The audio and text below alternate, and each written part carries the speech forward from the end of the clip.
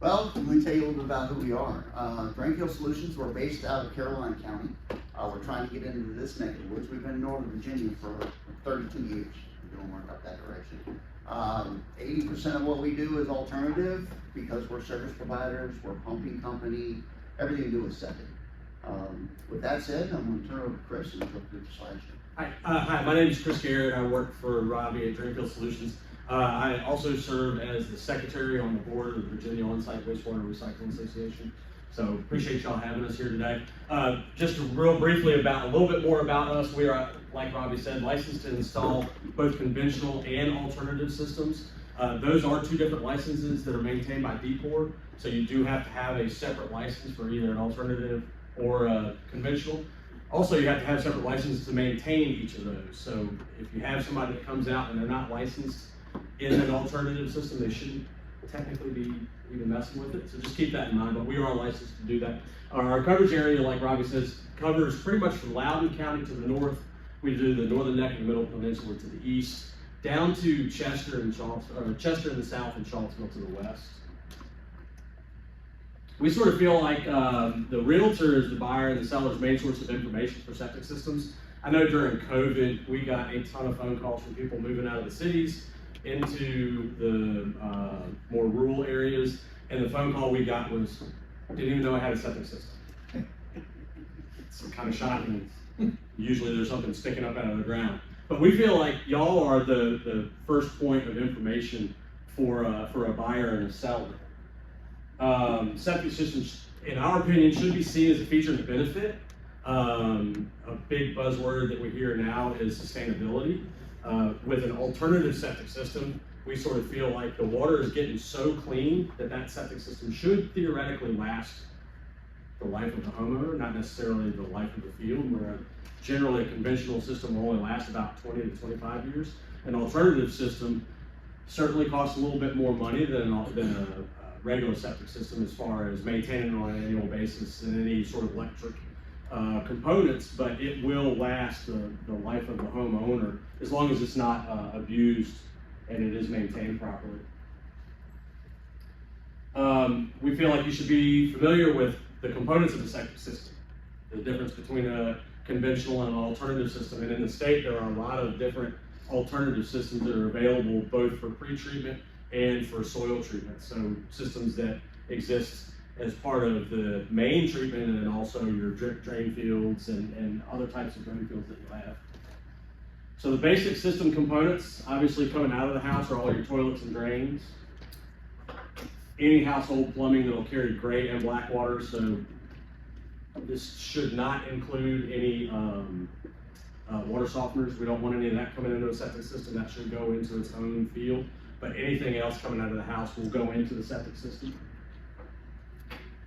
Then we'll have a septic tank or tanks. We've seen houses with as many as 3 and 4 tanks in one system, so they could have multiple systems, multiple tanks on the site. And then the drain field and your reserve drain field. Some more advanced components, you have what are known as alternative on-site septic systems. Here in Virginia, they're referred to as some other acronym in other states, but in Virginia they call them an AOSS.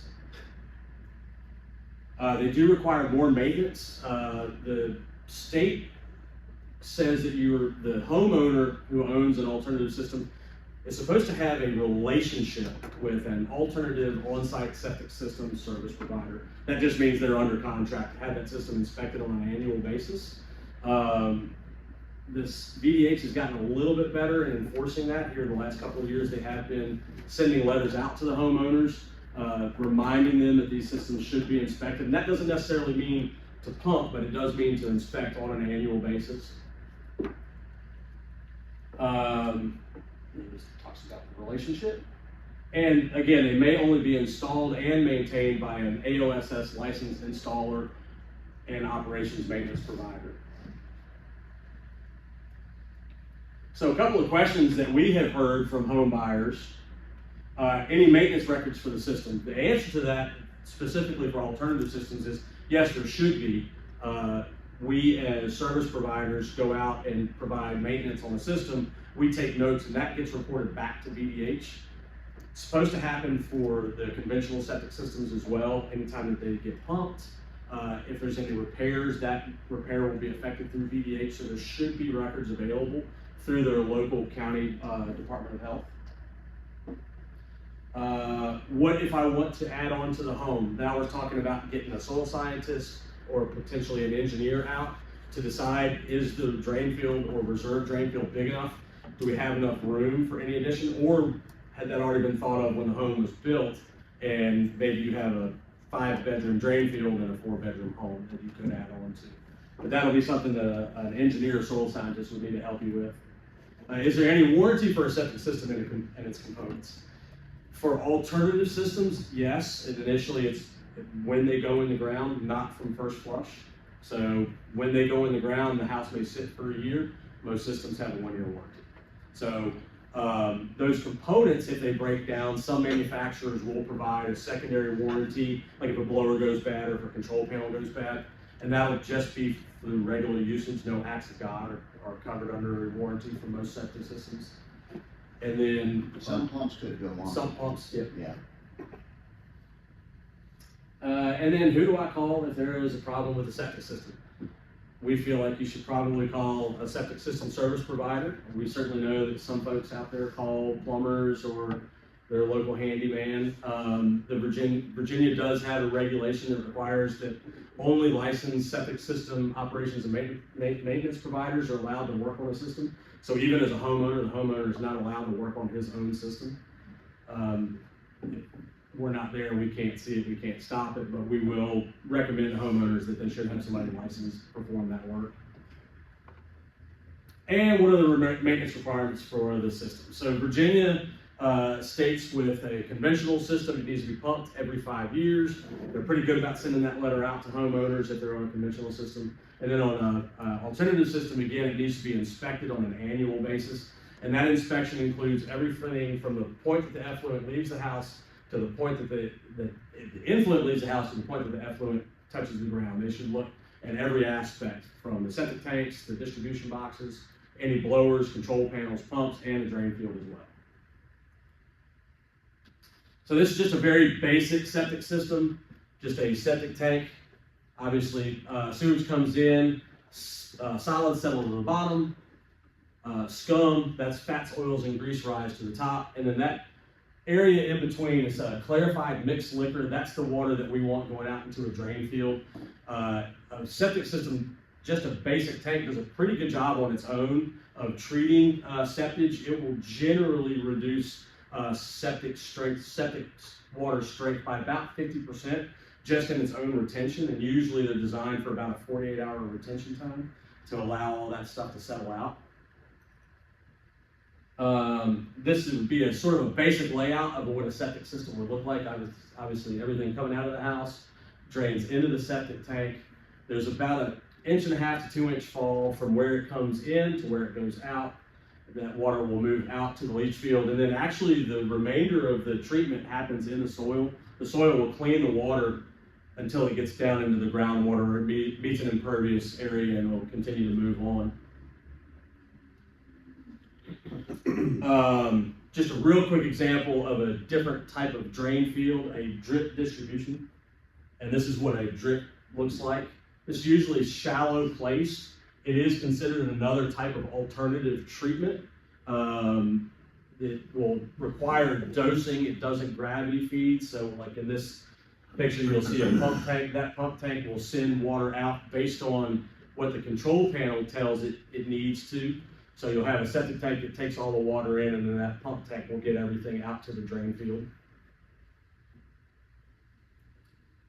This is another type of drain field, a mounded septic system. So you'll see, you walk out into a yard and you'll see a big mound out in the backyard maybe. That is a mounded drain field, and generally what will happen is they're bringing in another level of soil. The drain field goes on top of that, and then another layer of soil goes on it. And that's in order to be able to get enough separation between where the septage is entering the soil and either an impervious layer or groundwater. And some alternative systems. So the first type is an aerobic system. every one of these alternative systems will treat water to a higher quality. We are now in the state starting to see systems come in that are eligible for water reuse. So on a single pass, it can come back into the house for toilet flushing. It can go out into the yard for spray irrigation. But they all will generally treat the effluent down to about 10% of its usual strength. So we call that a TL3, which is 10 milligrams of BOD, 10 milligrams of TSS. Aerobic treatment, all that does is it creates a different kind of septic environment. It creates obviously an aerobic environment other than an anaerobic or a septic. So air is pumped down, creates a different kind of bug, cleans the water a little bit better. Real estate inspections. So just very quickly, I know that's a little bit wordy. There is no mandate in the state that a septic real estate inspection should be done on a home. There is a mandate on the building code that says if an inspection is done, it must be done by a licensed soil scientist, engineer, or a licensed installer, operations and maintenance provider. We certainly feel it should be completed at any time where we're having a sale or a refi, and then what I told you about requiring the building code requiring somebody to be licensed is that last section there. And we'll skip through all that because that's really slow. But just the regulations on septic systems, essentially it says keep a copy of the O&M on site at the home. Anytime someone comes out to the house and makes a report, that report should go to the homeowner as well as to EDH, and then comply with all of the regulations that the state has. As far as what a septic system real estate inspection should include, some of the basic information that the inspectors should have when they come out is how many gallons a day or how many bedrooms is the system supposed to hold, and are we seeing more or less than that? We should know whether it's a conventional versus an alternative system, whether it's gravity versus pump, and we should have a copy of the operations permit from the local health department. That lets us know if the homeowner is selling a 5-bedroom as a 6-bedroom, but our occupancy permit says, hey, this is only a 5, we know something's going on there. Some specific information. What type of alternative system is it? Again, there's 20 alternative systems that are allowed to be in the state, and we're going to start seeing more. A House bill went through this year that will now allow any system to come into the state without testing as long as they've got what's called an NSF 245 certification, which means they've gone to the National Sanitation Foundation and had their system tested. It used to be the state required you to come in with 25 units, put them in the ground and test them. They don't have to do that anymore. So we'll start seeing more systems coming into the state now. They should know how many tanks are in the treatment run, how deep the drain field is, and then the condition of each component. Is the tank cracked? Are the risers leaking? Have roots been come into the tank? And then any noted deficiencies, any issues with the tanks leaking, any high water levels noted in any portion of the system, whether that be the distribution box, the septic tank, or even at the drain field area.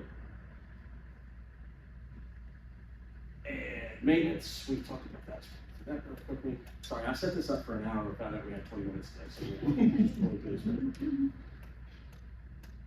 get this some more. So the Chesapeake Bay Protection Act requires that any system within its area be able to reduce nitrogen by 50%. The state is going to make this mandatory for the entire state rather than just that area. So that will probably be enacted in the next several years. So all new systems that go in will have to have that nitrogen reduction capability. So that means, for the most part, every system that goes in the ground is going to be alternative, because a traditional septic system can't do it. So basic do's and don'ts for homeowners. If they ask you about, hey, I've never been on a septic system, what do I do, what don't I do? We kind of want to limit water usage on a daily basis. So the system, generally speaking, in the state of Virginia is set to handle 150 gallons per day per bedroom, so that's 75 gallons per person. So they're figuring 2 people in each bedroom. So if you have a 3-bedroom, 450 gallons, if a homeowner does 3 loads of laundry, we take 2 showers, and maybe they run the dishwasher, they've already exceeded their system's limit for the day, potentially. especially if they have a leaking toilet. So we do say it's probably a good idea to split up your washings over the week rather than just doing a wash day, just so we can sort of limit the flow through the system.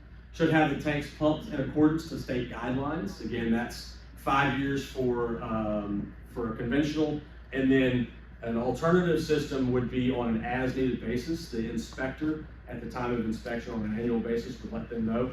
Each manufacturer has a different guideline, like a MicroFast system says 18 inches of sludge on either side of the tank, you need to pump it, whereas Advantex, I think, is every I think it's 24.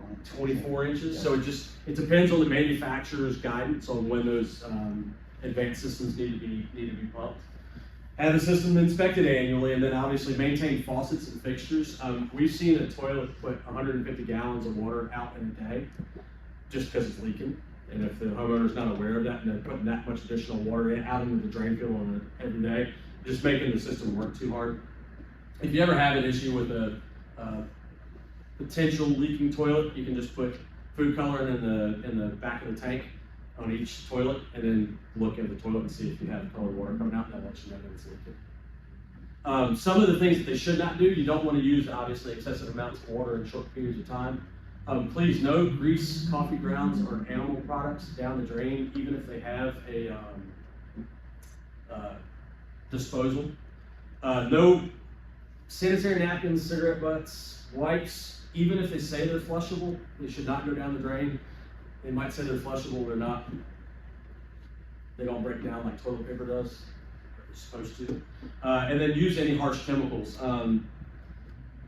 COVID caused a rash of use of what's called quaternary ammonia. It kills everything, but it kills everything in the septic tank too. So if you ever have an issue where a septic system is just not alive, could be overuse of chemicals, especially in quaternary ammonia, and you find that in almost everything now. Which means you'll be pumping your tank twice as often, because it'll fill the tank up. So I put in a lot of nice videos. We're going to go through those really quickly, just so you won't have to watch those.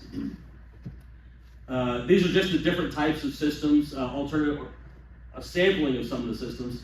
I went too fast. Sorry about that.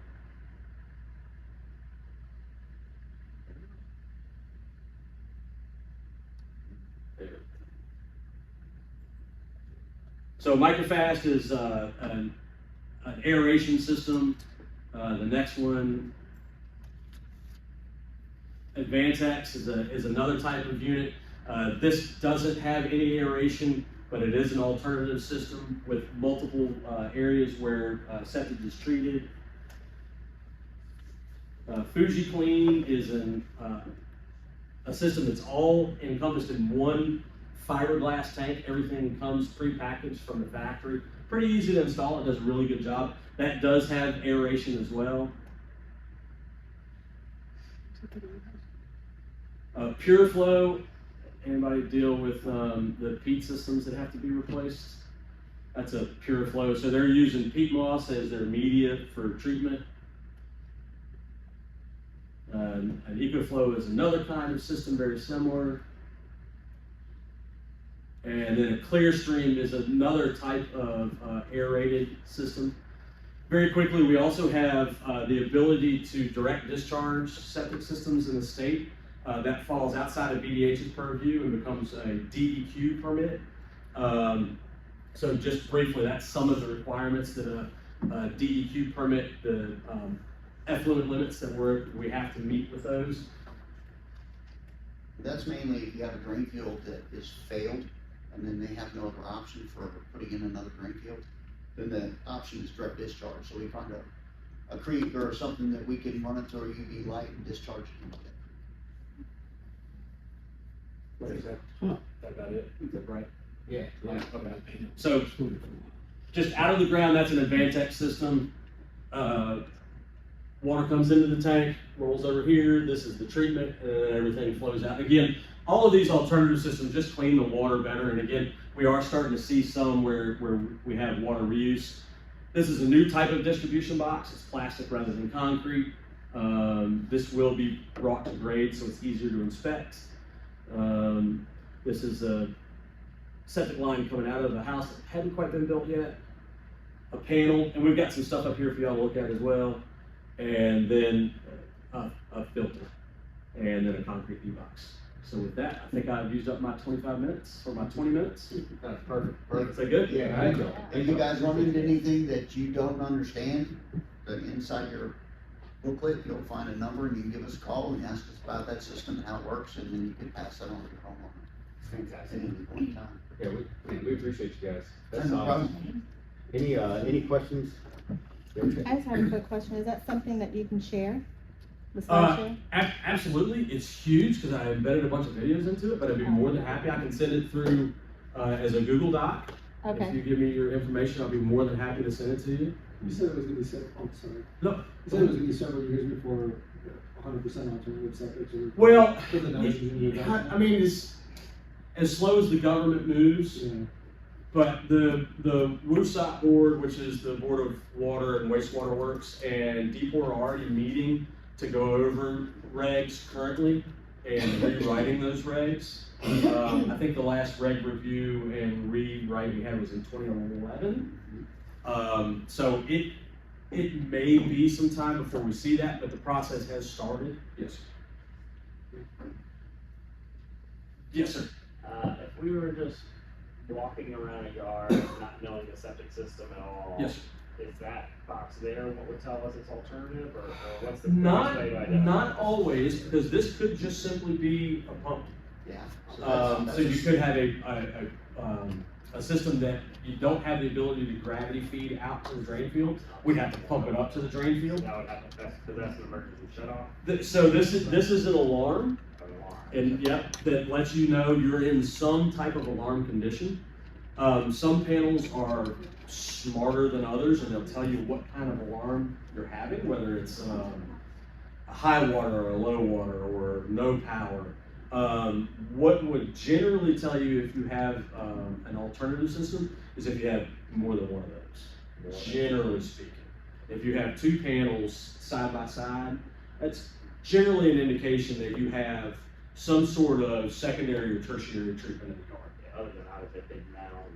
A big Mounds, mound, big to boxes. see one of the big Yeah. pods out in the yard, big green plastic lids. Microfast, for example, has 3 risers, whereas most septic tanks might only have 1, so that could be. Or if you hear a motor running, or you see something that looks like a doghouse sitting in the yard, that would generally be a cover for a blower. Yes, ma'am. How do you feel about garbage disposals? They're okay, but you just know that it's all going into the tank and then you would have to pump that tank off. So if a pump person, say 2 people in a house for a 3-bedroom, and they use one of those, and you probably ought to pump it about every 2 years, because it's just a trash can at that point. Yes, sir. 2 questions. Yes. The first one, so for like conventional drainage fields, you guys inspect the distribution box and like the tank, right?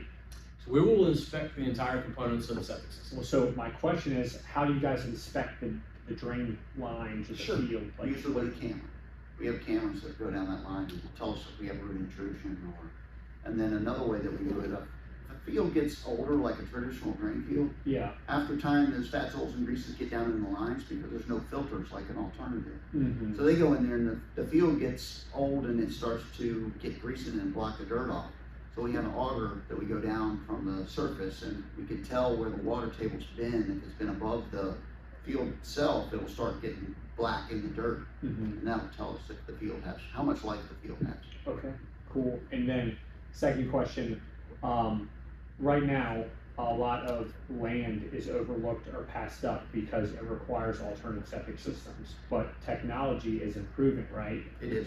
So do you guys foresee in the next 5 years, alternative septic systems could be cheaper than traditional conventional septic systems? How long until those lots will be usable and they won't be super expensive? Well, eventually it's gonna be all alternative. Okay, So those prime lots that you see could be money makers for people. If they buy those properties that are on the water or Mhm. whatever, they'll make a lot of money by buying that land right now, because everything's gonna be alternative at one point in time. So before I came to work for Drainfield, I worked for a alternative septic system manufacturer. I never saw the price get cheaper, and that system never changed. It just got more expensive every year. the systems that are now allowed for water reuse require a lot more servicing, and they actually require you to have a wastewater works operator's license, which is even different than the licenses that Drainfield Solutions holds. So that's somebody that would actually operate a wastewater treatment plant, which is a little more in depth than what we do. So those systems would end up probably being even more expensive because of the technology that's involved to treat that water that well. But all the licensing and stuff on regulations that you guys have to watch is up north. Because everything that they're doing up north is eventually gonna come this direction. Okay. It's very lenient where you are right now. So that's something that homeowners need to take advantage of, because it's a lot cheaper to put a septic system in here than it is, say, in Loudon or Fairfax or places like that. Okay. And you guys also pump? We do. Okay. Rodney might be able to chime in too on this one, but another thing we need to know is if the house presents as a 7-bedroom house, but it only has a 4-bedroom septic, we're required to advertise it as a 4-bedroom house. That's true. So it goes based off of, in essence, what the septic system is rated at, not how many bedrooms are in the house. If somebody finished off a bunch of extra stuff, we're not allowed to advertise it. So it pays to contact the health department for that very reason, to know what the drain field size is, because that house is set up for that. That other one's basically a room. First class, guys. Thanks a lot. Thank you, appreciate it. Next. Okay. Alright,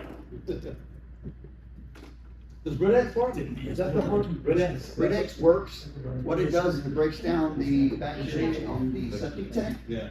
but usually it should take care of itself unless somebody's on medications. Okay. Medications are the thing that stop all the good bacteria from working, and Red X is what makes up that. Gotcha. Okay, I was just curious. Thank you so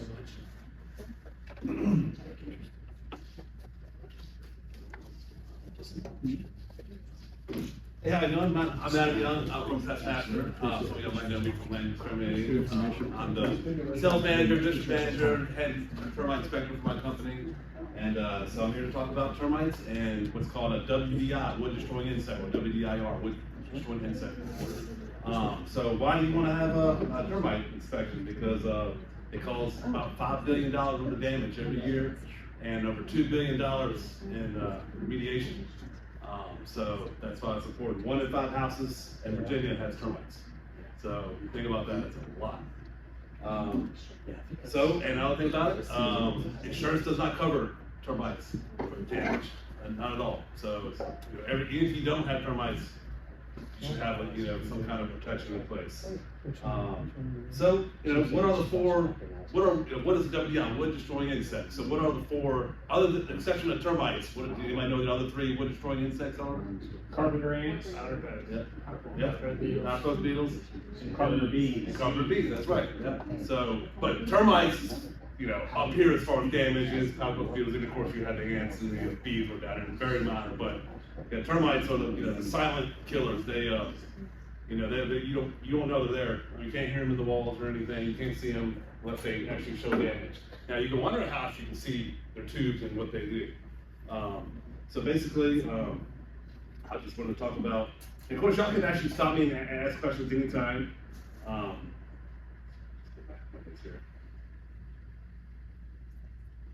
So what I do for inspections, so basically, I'll go to a house, I just determine what kind of foundation we have. Do we have a basement, do we have a crawl space, or do we have a slab?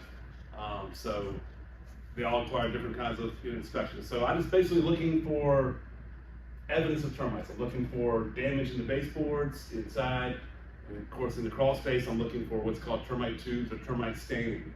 Certain termites live in the ground, and they're colony insects, so they're not isolated. They work together, kind of like the behavior of bees. They have like workers, soldiers, the reproducers, and the kings and queens. So basically, they live in the ground and they spider off in all different directions, and they just go up and they feed on wood. They've been here for millions of years. They've been here since the dinosaurs, so they're very good at what they do. But they don't know the difference between a log on the ground and the wood in their home. They're blind. They never sleep. they eat the cellulose out of the wood. So they go up and they build these tubes and they actually encase themselves. They take the dirt from the ground and cover themselves so they stay, dark and wet. And they build tubes from the ground up to the wood, and then they just spread out and just keep going and keep going and keep going, and they spread out in all different directions. So they're, they're everywhere. They're quite extensive and very successful at what they do. So I'm looking for that. I'm looking for damage in the floor joists. I'm looking, if I'm under a house in a crawl space, of course you have lots of obstructions. You have, insulation and ductwork and wiring and everything. So you have to kind of put that in there in your report. But yeah, so basically, we walk around, we can tap on the baseboards and see like that, or basically you can see swarmer wings. They actually swarm once a year. Those are the reproducers. A lot of people think they're ants. They kind of look like ants with wings, but they're actually termites. And those are the reproducers. So thousands of them come out at once. All of the colonies come out, shoot them out at once. They go back in the ground, make a new colony, and that's how they spread. They can go from house to house. I was just telling Tommy, Hopewell ravaged with termites. I mean, they're just one after another after another. The houses are just full of termites, and they just they're everywhere. So, any questions so far? Or? So, we look in, when I'm doing a report, I look in the crawl space. I want to make sure, I look for standing water. Of course, I want to make sure there's nothing unsafe in there. I want to make sure there's no needles or a pillow and a blanket, somebody living in a crawl space or something, which I ran into before once in Petersburg. So, yeah, it's nice. So, what I do is, once I take the information and, there's been some shift in our industry as far as what it says on the report. The report used to ask us directly, is there evidence of a previous termite treatment? Well, they eliminated that because even if it says yes, it doesn't really mean anything because a liquid treatment only lasts about 5 to 7 years. And we had treated in 1995. It's like, well, it's no longer being protected. So what you want to have is a recent termite treatment in the last 5 years.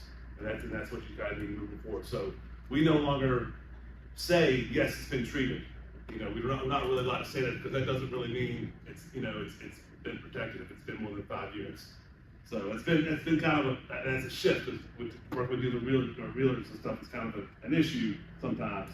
So well, it's not active. What do I need to do it for? It's like, well, whenever you see termites, you have to assume there is parts where you can't see because they don't just eat a piece of wood until it's gone. They only eat what has the cellulose in it. It's like the spring wood. If you look at a tree, you cut the tree down, you see the lines in it, it tells you how old the tree is. Well, the reason why it has lines in it because that's a different change in temperature. So they only eat the wood that grows in the spring. It's called spring wood. So when you look at termite damage, it has galleys. They eat every other piece, and then they move on to something else. So, so if you see damage, and I can take my screwdriver, poke in there, and I don't see any termites, I can't really say it's not active because they could be somewhere else where you can't get to, up in the walls and everything. So it's just really important to to do. My company, we do a lot of preventative, and we don't even do the old way was drilling. The liquid treatment, you had to dig a trench around a house, you have to drill into the slab and do everything like that. We actually install base stations and spikes into the ground all the way around the house. It's been around about 10 or 12 years. A lot of people probably seen it. It's called Centricon. It's just eco-friendly, it's non-invasive, and it's a recurring service. You come back and actually can check each station and replace the bait as needed. And it's, as long as it lasts, it's indefinite. It'll stay active always. Versus the liquid stuff, drilling, harmful chemicals, a lot of digging, and you just kind of hope your finger, cross your fingers that the termites cross that liquid. If they don't, they can circumvent it and go around, and won't even do anything. So the bait station, they actually consume it. They go after the bait, it's poison, they take it back to the colony, and it kills the whole colony. So, any questions so far about that? Do the base stations have some kind of pheromones in them to draw the things in, or is it just a wood block in there? No, it's actually just the cellulose is inside. Cellulose is what they get the nutritional substance from. They can actually eat cardboard. They can eat, obviously wood, any kind of wood product, wallpaper, leaf litter. They can eat that.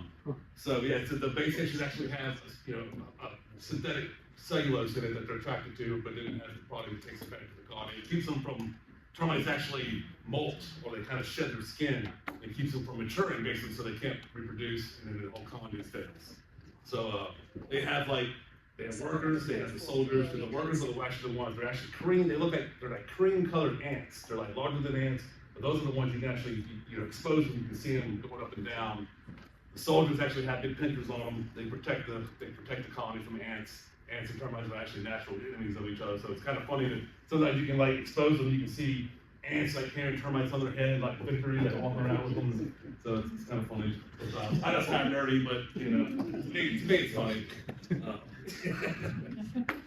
So yeah, we really push those base stations. We really, like I said, even if you have a clear report, it's definitely a good idea to have them, because you can live in a house 20 years and that 21st year you can get termites. It's not because you did anything wrong, it's not because you didn't wash the dishes or take your trash out or something. It's just they live in the ground, and they eat wood, and our houses are nothing but wood. All houses, used to be, forest, so, they're under there, they've been underneath there for thousands of years, and you put a house plant on top of them, they come right up. Because when they clear the land, they leave a lot of root systems, and the stumps are still in the ground, they go after that. Another hot spot in houses, when guys build construction, a lot of the guys, when they do the trim work, they throw their wood into the front stoop before it's poured, and it's just full of wood. And then, if I go into a crawl space, the first thing I do is look under the front door, and 9 times out of 10, you can see termites coming out from right there, and that's just where they go. So, again, it's just real important to not do that, obviously, but I'm gonna do it one time, right? Yeah, you can do it. Okay, cool. So, my warranty, it was called a WDI report. It's basically just a snapshot of that day. It's not a treatment, it's not a guarantee, and it's not a warranty. So I basically I'm just thinking like an umpire. I just call as I see it. Either do I see activity? Yes. Is it active? It's hard for me to say yes or no. Usually, it probably is. Sometimes because you just can't see it. So we recommend a treatment, or if the homeowner has a treatment in the last 5 years, we tell them bring that recommended treatment or paid invoice or whatever, and you should be going with the closing. So, we're usually the last inspection to go in there.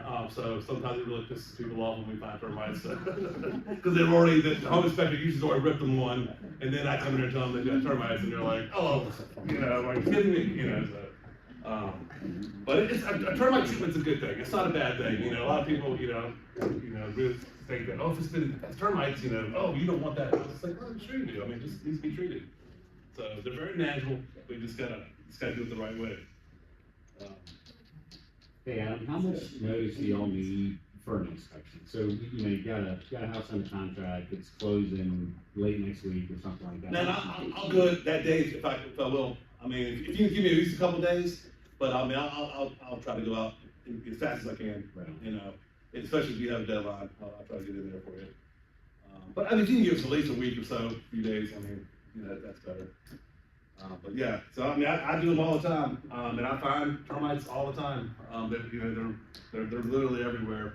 If you have mulch in front of your house, we call those termite factories. I mean, they feed on it. I mean, they don't actually live in it, but they come up from the ground. If you see some termites, in your mulch, just know that they're not solitary creatures. That those few termites are attached to a colony of thousands and sometimes millions. They can tunnel up to like 50 yards from their nest. It's unbelievable. I mean, these little tiny little things can tunnel from a colony, all the way to another house and just separate and just go all these different ways. So they're quite impressive, for as creatures on the planet. So anyway, I have a few of my cards here. I do free inspections, obviously, but I mean for the WDIs there's a fee for that. But I can leave my cards out here if you like. So any questions? What's your service area? Man, we're all over. I mean, I go up to, Chesterfield, Hopewell, Petersburg. We go up north, Caroline County. We're up there, Hanover, obviously, Henrico. Mostly Central Virginia area. Okay. But, I mean, we'll go, we'll as far as we can. Northern Net? We do have a few in Northern Neck. Yeah, Okay. I did have to get some clients there, right? Tappahannock. But yes. How about bringing wood into your house for a wood stove or a fireplace? So in a particular way that should be stored or? Well, the termites, like I said, they're a colony, so they can't survive on their own. If you separate them from the colony, they'll die. So, but what you need to be concerned about that is power post beetles. That's where you can actually, they can come in and they can go into the wood, you bring it. So I'm glad you brought that up. So, yeah, termites not so much, because they actually live in the ground, they have to be connected to their, source. But power post beetles can actually lay eggs, and then those beetles can go into the walls and go into your wood floors or anything like that as well. So yeah, power post beetles, they live, if you look at a piece of wood, it looks like it's been shot with like a BB gun like 1,000 times. It just has little holes all in it, and the power posts they kick out. It basically feels like flour. It's powder when they eat, they spit it out. They bore in there, they lay their eggs, and then the adults come out. And they do that over and over again, thousands of times. I mean, you can take your finger and poke it through a joist, floor joist in the crawl space sometimes, it's so bad. But, so those are the ones, we see those a lot too, especially older homes, a lot of those have the power post beetles. Then of course you have your carpenter ants and your carpenter bees, that's just more minor stuff around, usually like, the edges of trim work or something. Not so much damaging as far as financial speaking. How do you treat mulch if they're in the mulch? Well, you gotta treat the colony, you gotta put those spikes in the ground, you gotta have them eat that bait. And you can spray, I mean, yes, you can take Raid, and you can say, oh, some termite, you can spray it, they'll kill those termites, but does nothing to the thousands that are underneath it. They don't take it back, they'll just die. How much do these treatments cost? Anywhere from like $800 to $1,500. So it's not outrageous. I know it's still a lot of money, I don't mean to say it like that, but it's not, thousands of dollars or anything like that. Versus damage, if you find damage, you're talking several $1,000s of damage, and if you got to pay for treatment. So a little preventative treatment's really good. Go ahead. Why would they die if they're separated from the colony? I'm sorry, pardon me? Why would they die if they're separated? Because they feed each other. They can't survive. Like there's a queen, and all they do is serve. They feed all the babies. They feed all the soldiers. Most of them can't even feed themselves. Just the workman's got to feed them all. So they have to stay. They have to stay wet. They have to stay dark. They have to stay in covers. So they don't just run around. Now the swarmers, they do run around, but they don't actually eat the wood. They're the mate. They make new colonies, and they die. If they don't mate, they just die. Adams, what do they do with the entitled termites that don't want to work? They get booted out. They get eaten by the ants. They get dumped in the ants. Right, well, you're the man.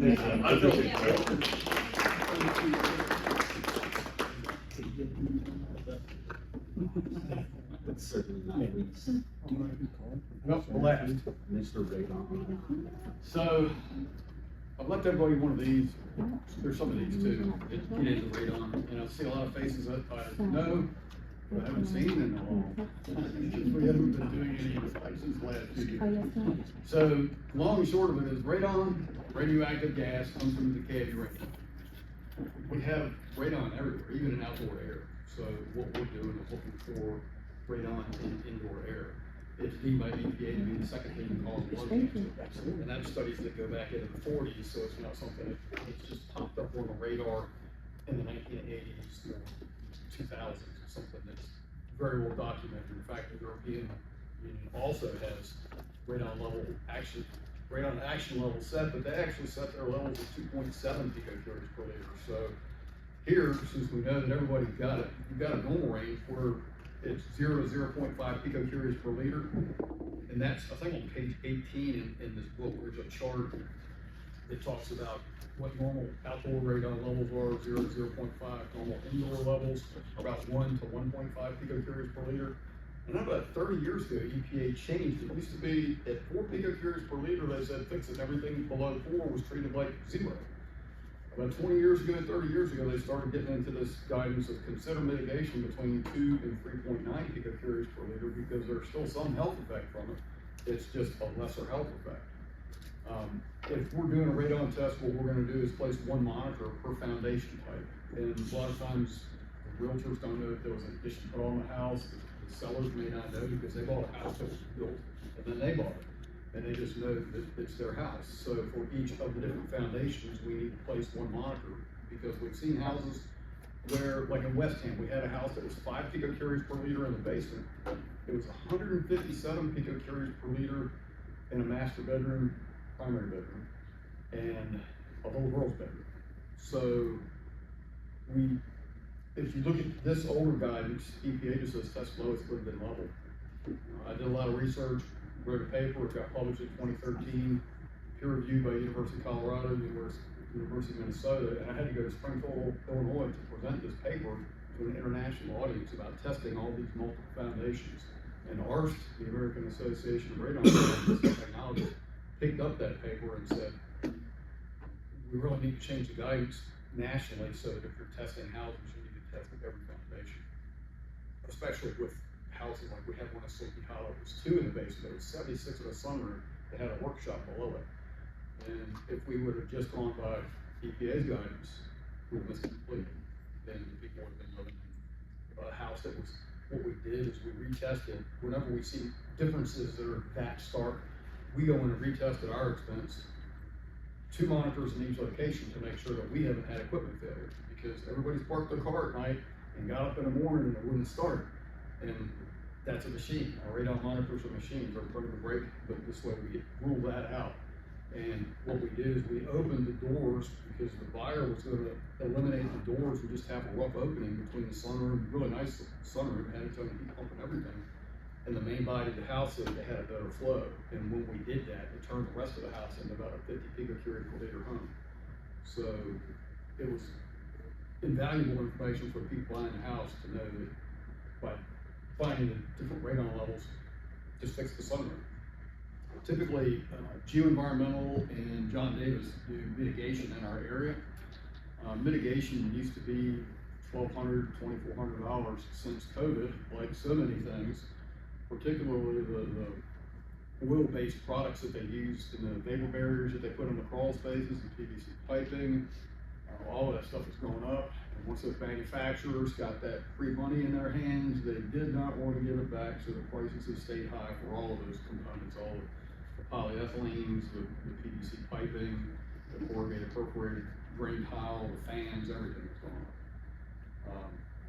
Mitigation, basically the vacuum cleaner. If it was a mitigation system in this building, it would bore a hole through the concrete slab, maybe more than one, drop 4-inch PVC down through that hole, run it up into the attic space or outside the building, put a fan on it that's in an inline fan, and then vent it to above the roof line.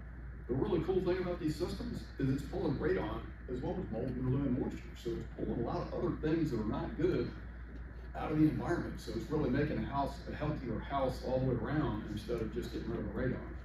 When I'm talking to builders, they get that a lot more than they get the radon. They're like, radon, but when they find out that they're also handling indoor environmental air quality, it makes a big difference. And some of the builders, Eagle, Boone, H.H. Hunt, and there's a few others that have, yeah, I think Shell, no, because H.H. Hunt is in the same subdivision, aren't they in the same subdivision with Mosaic? It's H.H. Hunt and Shell Brothers. Yeah. H.H. Hunt has put the systems in pre-construction so that the piping is there, there's no fan. But if you do find radon, it makes it much easier to put it in. And I think Boone and Eagle really were the forerunners of that. They got into a couple of situations where they found high radon homes, and they just said, you know what, we're not gonna worry about that liability, we're gonna get ahead of it. And when you look at who owns Eagle, it makes sense because it's a reinsurance company. The fans in those systems are guaranteed for about 5 years. I've got one that I've seen running since 1985 when we first got into business. This thing was installed, and the system has been running ever since. Kind of like our cars again. You know, we've all had that. Well, hopefully we haven't all had that lemon car, but you know, you may have a lemon car that's a problem right out of the showroom, and then I've got a Volkswagen Jetta diesel that's got 520,000 miles on it. I drive to California tomorrow. So some of those fans, you get a Monday morning fan, maybe it's not as well built as it could have been. Inside this little thing, this kind of condenses a lot of information that would be in this, but it's only 2 pages. There's a uranium map of Virginia. We used to use the radon map, and the radon map just kind of shows that there's these 3 divisions of Virginia. And it's not really that way. Tommy was talking about somebody that was buying a house down in Williamsburg, and oddly enough, we were in Williamsburg and New Kent, which are, if you look at the EPA's radon map, not supposed to have radon. All three of the houses that we went to that day, 2 in Williamsburg and 1 in New Kent, all had radon. So this kind of helps people understand a lot better, because if radon is coming from uranium and you see all these little spotty areas all over the state, you get to understand, you know, how come one house has it and the house next door doesn't have it? It's just geology. We don't control it. We don't really know what's going on under the earth. We have broad profiles, like the EPA radon map shows, where you may have high radon bearing material, but this map really breaks it down really well. One of the things that you need to know about testing, that all testing isn't equal. There's people that are just slinging boxes. I got an ad from one of the home inspectors wanting me to come to work for him for $18 an hour, and we're not doing that. And the thing that I took away from that is they're gonna hire somebody for $18 an hour to go out there and do some science. And the chances of it getting done right, they're possible. But if you look in here, there's a thing called a control chart. If every 10th time we place a test, we have to intercompare a monitor with another monitor. So we have to do a stack of 2 monitors, so that if the equipment is calibrated annually, that's a long time to be riding around in my car, or, you know, back to some guy's pickup truck or whatever, without getting a cross comparison to know, is it still working or not? You know, and if you've done 50 tests through the course of a year, then if you find that thing is broken, really you should be going back to all those people and saying, hey, look, we had a monitor break, we're gonna retest for whatever that fee is. We would do it for free, because if our machine breaks, it's not the client's fault. And we actually took them out of pocket for mitigation for that. And if you do control charts where you're tracking the radon levels, tracking the radon monitors, and doing your every 10th use into comparison, that narrows your liability down to 10 tests, and realistically 9 tests. So we know that every 10th test, we know that that monitor is still accurate, and it's critically important. I served on nuclear submarines for 4 years, back in the 70s to 1980, and everything that we got on the submarine, we bench tested, because if 500 feet below the surface is not the place to find out that the part that went bad is going to be replaced with a part that's just as bad. We want to make sure that everything is working right, and that's really what I take forward into doing radon testing, is the care of this equipment. It's really, really important to know that it's working for each and every test, and you can't really place a duplicate for every test, but you can do it for every 10 tests. Typically, if somebody wants a job done, there's many days where we get in there same day. Lisa, my office manager, is an artist at filling the schedule. And typically though, if you call us, we can get in within 24 hours. We've got tons and tons of equipment. We don't need as much as we used to, because we're all testing and inspections still aren't back where they were pre-COVID, but we've still got plenty enough to cover our territory. If we place one monitor, it's 185. If we place another monitor, it's 100. And if we place anything more than that, it becomes $50 per monitor. We're already on site, so travel isn't an issue. 1 home out of every 4 that we test comes back high throughout Central Virginia. And we don't mitigate, so we don't have a vested interest in finding high radon. I did that intentionally right out of the military, just so I wouldn't have a conflict of interest. Again, the mitigation systems can last forever. The only component that goes bad is that fan. The fan goes bad, usually you hear it making noise, or there's a component called a U-tube manometer. It's just a tube with liquid in it that's either blue or red, and it should be in the shape of a J. If it's not in the shape of a J, it's flat. It means the fan is what we call dead stick. It's just broke, and it's time to get that replaced. Test takes 48 hours. We drop it off typically 2 days prior to the home inspection. So we're picking it up during the home inspection, so that the consumer's getting all of their information at the same time, so that we're not stringing it along. Sometimes that's just not possible. We ran into that this morning. We had a difficult home buyer, and she said she wanted it dropped off during home inspection. Still gonna have to come back and pick it up, but usually we're gonna try and get in there 2 days prior to the home inspection, so that everything is consolidated at the same time. And we've built a system where we're downloading the monitors a Bluetooth device straight to my cell phone, and it goes into a report, it's out by the end of the day. And through the last 10 years, I guess we've had to just hold reports until they're paid. We kept running situations where I have to try and collect 60, 90 days a year down the road for $185 test, and I'm not a collections agency. I don't want to be that guy, because that's what I turned into when I have to try and chase down somebody for money. Especially if it's, a report that was fine. Yeah, and my office manager explained it to me like this. She said, you go to the grocery store, you buy your groceries, you pay for them now. Unless you went to U-Crops back in the day, and then they would let you say, come back and get you later. And do we typically book straight through you, or I think some crop inspectors might book you through them, or how do you prefer, or what does that look like? Some inspectors are looking through us. A lot of them started doing their own thing, but I would ask about that control chart.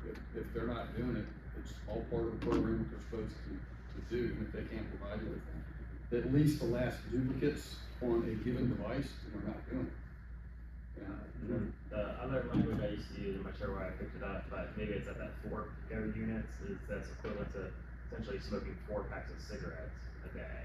Well, in terms of like the effect on your lungs and yeah, the way the EPA used to couch that discussion was that 4 picocuries per liter is roughly like smoking a half pack of cigarettes a day if you spend 75% of your time in the house. For me, if I try and do math on 4, 8, 12, so far I'm doing okay, but if I try and go beyond 12, it just gets a little fuzzy, so I like to round it up to 5. So it makes it really easy. If you've got a 10 picocurie per liter home, it's roughly like smoking a pack of cigarettes a day if you spend 75% of your time in the house. Back in the 60s, that might have been acceptable to most of us, but these days, there's not that many people that are smoking cigarettes. And the beauty about using 5, you can just go 5, 10, 15, 20, and if you go to 20, it's a 2-pack a day house. If it's a 30, it's a 3-pack or a day even house. if you have a baby, obviously you don't want your baby smoking half a pack a day. And that was one of the commercials EPA came out with that they caught a tremendous amount of flack. It was a baby getting cigarettes from their parents. And it was shock value for sure, and it drove the point across that people just thought that was like over the top. I think that's the important part. I think it was I was just talk about radon and lung cancer, but putting it to like cigarettes. People are like, oh, that's not good. And we've seen plenty of houses. The house was 5 in the basement and 157 in the slab on the roof. We had 3 consecutive lung cancer victims. Well, cancer victims. We knew the last 2 were never smoking. University of Richmond professor, never smokers. And when you look at the third guy and say, well, first 2 were lung cancer, never smokers, in less than 20 years died from lung cancer. And you look at the third guy with cancer, we didn't know the smoker, never smoker. It kind of tells a story. And we've had systems. You were talking about the lady in Williamsburg. She was freaked out that she was going to buy a house and was going to have radon. We've seen systems that were houses with 253 picocuries per liter in a house in a crawl space with all the vents open, dropped it to below 1. The house that was 157 in West Ham came down to below 1. So systems can do a great job. And again, if you're pulling radon as well as a little bit of moisture, it's a great system for the health of the house and for the money these days, $3,000 to $5,000. I think we're looking at it. It's kind of high, but not as bad as replacing a heat pump. We're not even going through the treatment. Well, you're the man. We appreciate it. Thank you. Very much. Thanks for having us. Yeah.